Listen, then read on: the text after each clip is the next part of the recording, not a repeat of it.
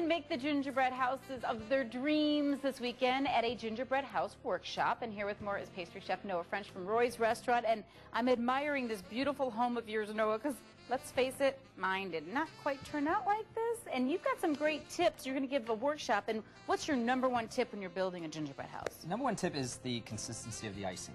Okay. If it's too, you want it almost like a toothpaste type of consistency, not the gel, but like, Colgate, the traditional white. If it's too soft, when you try to put the roof on, it'll just kind of slide off. Okay. If it's too thick or too stiff, it's real hard to pipe out of the piping bag. So you just have to have that icing, the right consistency. Okay. Another thing would be the roof. As you mentioned before, that I put wheat thins on the roof. Is that so it's not as heavy? Exactly, because a lot of problems with gingerbread houses is a cave-in. Yeah, well, that's what happened to ours. So wheat thins, things like that.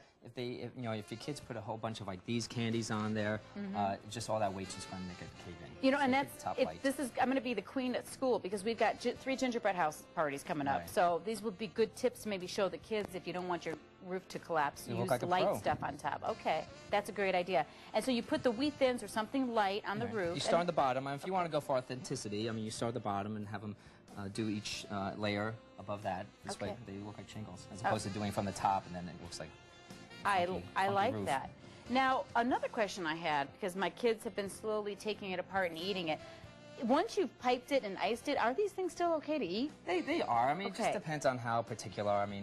It's exposed to the air, but it's not gonna hurt anyone. Okay. What you could do also is like keep things in the package. Like, for example, these candies usually come pre-wrapped, so you can just keep them in the package. So whatever you can keep packaged, just glue them on like that, and then the kids can just pull them off and eat them. Okay, so now any advice for the parents whose kids are making this and they're doing it all wrong? Do you just bite your tongue and go, looks great, honey?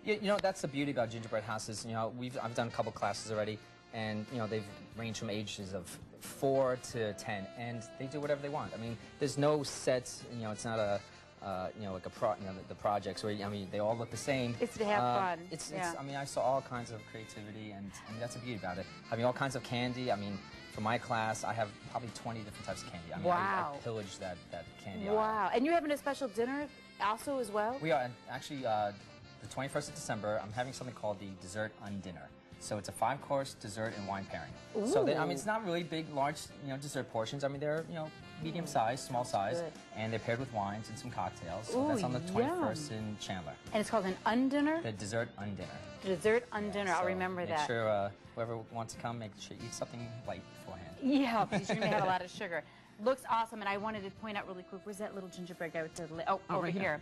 This is your Hawaiian themed gingerbread man with the nice little lay on there. That is awesome. You buy these at Michael's. I think I bought this at. I love it. I love it. Great stuff. Thanks, Noah. Thank you so much. And when you have the gingerbread making class, do you tell the kids put more in the house than you are in your mouth? Because this is what mine do. One for me, one for the house. 2 for me, 1 for the house. We feed them lunch at the same time. Oh, good. So this way they're not all jacked up on sugar.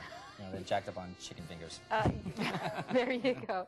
Thank you, Noah. Thank you so Beautiful much. job. Thank you. Gorgeous. And if you want more information on the workshops or the gingerbread recipes, just go to our website or dial our hotline. And Linda, I believe you are in Studio B with our big makeover.